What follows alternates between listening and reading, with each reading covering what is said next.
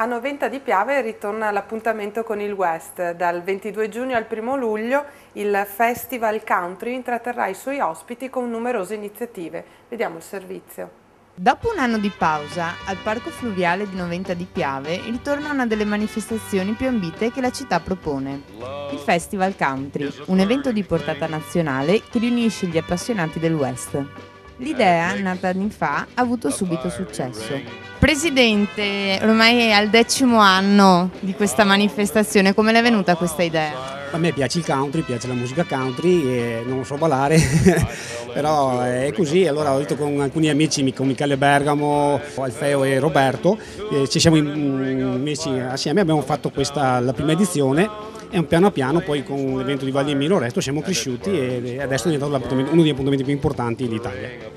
Quest'anno è la 10ª edizione e avete più tappe, avete anche un bellissimo programma che si svolge in più serate, in più giornate. Sì, allora la decisione di fare 2 weekend era primo per il 10° anniversario, quindi volevamo fare qualcosa di importante. Con i cavalli ci siamo riusciti, un po' meno con la musica.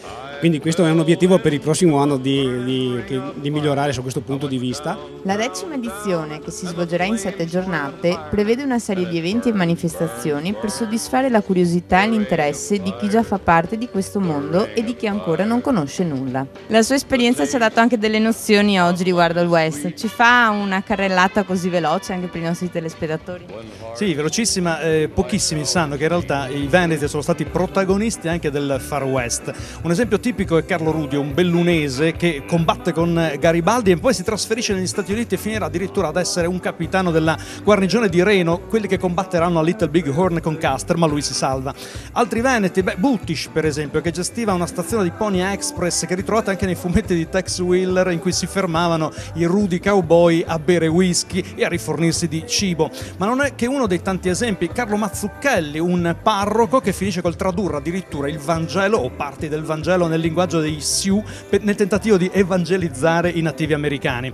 Ripeto, uno dei tantissimi casi, perché in realtà è ricca la storia dei Veneti nel Far West, come peraltro è ricca la storia dei Veneti nel mondo. E grazie a partner importanti si potrà partecipare gratuitamente ad una serie di giornate che da venerdì 22 giugno offrono, tra le varie attrazioni, cucina Tex-Mex, DJ set, dimostrazioni con gli animali e serate da ballo, con l'unico scopo di divertirsi e far divertire.